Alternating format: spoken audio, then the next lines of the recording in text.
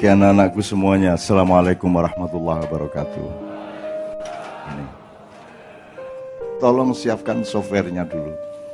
Softwarenya disiapkan dulu, jadi kalau nanti ada pemandangan yang sangat indah, Anda harus pikselnya harus tinggi. Kemudian OS-nya juga harus mutakhir ya. Terus aplikasi untuk Photoshop-nya, Corel Draw-nya segala macam harus yang paling update. Supaya nanti kita tidak ketinggalan, supaya Anda pulang itu Anda menikmati pencarian Anda. Mohon diketahui bahwa tidak ada manusia yang benar-benar benar. Sing tenanan benar itu tidak ada. Kecuali Allah, para malaikat dan Rasulullah SAW dan para nabi serta rasul yang lainnya, tidak ada seorang pun yang pernah sampai kepada kebenaran yang sejati. Andaikan pun dia merasa sudah sampai ke kebenaran sejati, sebenarnya dia masih belum. Jadi yang disuruh Allah, yang ditagih oleh Allah itu bukan menemukan kebenaran, tetapi tidak berhenti mencari kebenaran. Jadi Anda itu disuruh mencari terus saja. Nah, jangan berhenti terus merasa sudah benar, kemudian mempertengkarkan kebenaran yang Anda pikir sudah mutlak itu. Kemudian membuat Indonesia pecah belah, umat Islam pecah belah, umat manusia pecah belah, karena masing-masing mempertahankan kebenaran yang dia sangka sudah final. Tidak ada yang final. Karena kebenaran sejati sesungguhnya hak prerogatif Allah. Jadi Anda tidak akan bisa menemukan Allah. Allah yang akan menemukan Anda. Jadi sekarang mengembaralah, berjalanlah supaya Allah kedermawanannya tumbuh dan dia yang akan menemukan Anda. Sebab Anda tidak akan bisa menemukan Allah. Banyak dari Anda nemuin jodoh aja tidak bisa-bisa. Mau nemuin Allah. Nah sekarang gini, untuk softwarenya saya nyumbang satu aja. Kenapa sedekah kepada Indonesia ini dijadikan tema oleh teman-teman KC? Karena kita harus memiliki terminologi dan regulasi ilmu yang setepat-tepatnya. Sebab Anda tahu dalam bahasa Indonesia kata kewajiban itu tidak persis sama dengan kata wajib di dalam syariat Islam. Kalau kita kan suka bilang itu kan kewajiban kita semua, ya enggak.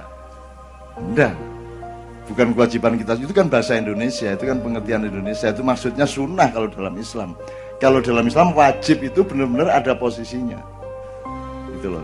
Karena kita sudah bayar orang untuk ngurusi Indonesia, untuk ngurusi BUMN, kita untuk ngurusi semuanya kita sudah bayar dengan pajak Anda. Mereka yang wajib menjalankan, Anda sunnah, kan gitu. Ya kalau sama-sama wajib, kalau gitu saya jadi pejabat juga dong, kan gitu Anda ngomongnya. Dong Anda tidak jadi apa-apa kok. Wis melarat wajib. Ya apa ini? Cari makan aja susah, masih punya kewajiban. Tidak mungkin Anda diwajibkan Allah ketika Anda tidak berada di dalam amanat dan fasilitas. Kewajiban itu hanya dipanggul oleh orang yang mendapat amanat dan fasilitas. Kan gitu. Nah kalau Anda ini kan apa amanatnya? Anda itu cuman ku anfusakum wa ahlikum naro. Anda cuman bertugas dan ditagih Allah keluargamu supaya tidak engkau bawa ke api neraka, itu dong. Di akhirat nanti tidak ada perhitungan Allah, malaikat nanya-nanya Anda mengenai NKRI, tidak ada. Anda tidak ditanya, misalnya sekarang HTI dulu maju, tidak ada. NO dulu maju, tidak ada. HMI, tidak ada. Tidak ada urusan HMI di akhirat. Yang ada adalah urusan akhlakmu. Yang ada adalah perilakumu, amal solehmu, salah benarmu secara individu. Jadi tidak ada golongan-golongan. Dulu Romo Magnis Susino mengatakan dalam sebuah acara Lailatul Ijtima di rumah Gus Dur, dia mengatakan nanti kalau saya ternyata sebagai Romo Katolik saya salah, nanti saya ditanya malaikat, saya akan bilang pokoknya saya ikut rombongannya Gus Dur. Itu kata Romo Magnis, Frans Magnis Susino. Loh, tidak ada rombongan di sana. Tidak ada rombongan. Anda lahir sendirian, lahir rombongan. Meninggal juga Sendirian. Jadi tidak ada pertanyaan mengenai Syiah kecuali menjadi pelengkap penderita. Tapi tidak ada pertanyaan substansial mengenai Syiah, mengenai Sunni, PKB, Indonesia Raya. Tidak ada negara, tidak ada masalah di hadapan Allah. Bukan negaranya yang penting engkau bersikap apa kepada yang menjadi tanggung jawab hidupmu, kan begitu. Jadi teman-teman sekalian, Anda bertauhid, bersyahadat, sholat kepada Allah, baik kepada keluarga, sayang kepada para tetangga, selesai masalah. Bahwa ada Indonesia, ayo kita bantu sebagai sedekah kita, kan gitu. Jelas ya masalahnya ya. Jadi Anda 15 tahun di sini ini sampai pagi setiap bulan itu sedekah yang luar biasa. Yang presiden tidak sanggup menyelenggarakannya, yang menteri tidak sanggup menyelenggarakannya, Mendiknas tidak sanggup menyelenggarakan, Menteri Agama tidak sanggup menyelenggarakan seperti ini. Mereka tidak akan bisa menahan Anda sampai jam 4 pagi. Tidak ada seorang pun yang bisa. Kan begitu?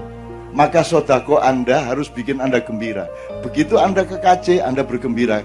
Nang direk, sodako rek. Gitu kan? Kemana sodako? Sodako, bener nggak? Anda bersedekah kepada Indonesia. Wong menteri aja nggak mikir kayak Anda kok. Sampai Anda sampai keringetan, ini negara kita ini, wah, menteri ini loh gak ngono. Anda yang setengah mati padahal koniku wis gak duwe penggawean, melarat, utang gak iso mbayar, bondek warung-warung sambrek. Indonesia kan gitu. Itu saking tingginya sedekah Anda, gitu ya. Jadi gembira nggak sekarang? Gitu. Untuk apa Anda berkace-kace, bermayah-mayah kalau itu tidak menggembirakan Anda? Nah, salah satu landasan kegembiraan kita adalah karena kita ini bersedekah terus kepada Indonesia, karena kita tidak punya kewajiban. Kewajiban dalam syar'i, bukan kewajiban dalam, kalau bahasa Indonesia kan itu kewajiban kita semua. Lihat enggak kita semua nah. Kan ada sunat wajibnya masing-masing dong. Mosok wasit turun lapangan terus nendang bola, ngompor. Lu kamu kok ikut? Ini kewajiban kita bersama. Ya enggak bisa lah. Kan ada tatanan, ada yang namanya matriks 5, ada wajib, sunat, halal, makruh dan nah itu semua ada tempatnya masing-masing. Maka saya menyetujui usulan KC bahwa malam ini kita mencoba menemukan kembali posisi KC dan Ma'iyah sebagai orang yang bersedekah kepada Indonesia. Begitu kamu jadi pejabat, kamu berkewajiban, bukan sedekah lagi. Nah, Anda lebih tinggi, makanya jangan jadi pejabat supaya lebih tinggi derajatmu, karena Anda mau berbuat Indonesia meskipun tidak dibayar, betul enggak? Tinggi toh? Begitu mau jadi wali kota, enggak, nanti turun, nah, gitu kan ya. Itu ya, oke. Terakhir, sekarang saya tanya, itu Quran berapa jumlah ayatnya? 6.666, dan Anda tahu lambang angkanya Zionisme setan itu 66. Loh, medeni itu 66. Ya, tapi itu cara Tuhan menggoda kita. Jadi kalau nur sama nar itu ya mirip-mirip. Kadang-kadang ada bunyi A yang ditulis wawu dalam bahasa Arab. A ditulis ya juga ada. Jadi kalau Anda ngomong nar sama nur itu adalah godaan intelektual, supaya Anda mencari terus. Sebenarnya nar sama nur itu ya unda-undi lah. Kepreset sedikit jadi nur, nar kepreset sedikit ke rumahnya nur. Kan gitu. Gitu ya. Oke, 6.666 suratnya 114. Mudah-mudahan itu juga rahasia Allah, saya tidak tahu kenapa. Ya, tapi pokoknya lebih baik tahu semua atau ada baiknya tidak semuanya tahu. Jadi bersyukurlah Anda tidak semuanya tahu, betul ya? Kalau seorang istri tahu persis hati suaminya, bunuh diri dia. Bener nggak? Kan begitu. Jadi alhamdulillah di samping ilmu kita juga diberi oleh Allah ketidaktahuan, dan ketidaktahuan itu bagus. Maka dibutuhkan aurat. Aurat itu sesuatu yang ditutupi. Justru yang terindah itu yang ditutupi. Kan gitu. Nah, kalau sesuatu tidak terlihat, jangan dipikir tidak ada. Tidak hanya manusia, juga di dalam peta sosial, peta politik, peta kebudayaan. Jangan dipikir kalau tidak kelihatan di TV itu dia tidak ada. Jangan dipikir kalau tidak ada di media itu dia tidak merupakan sesuatu yang berbahaya. Itu namanya aurat.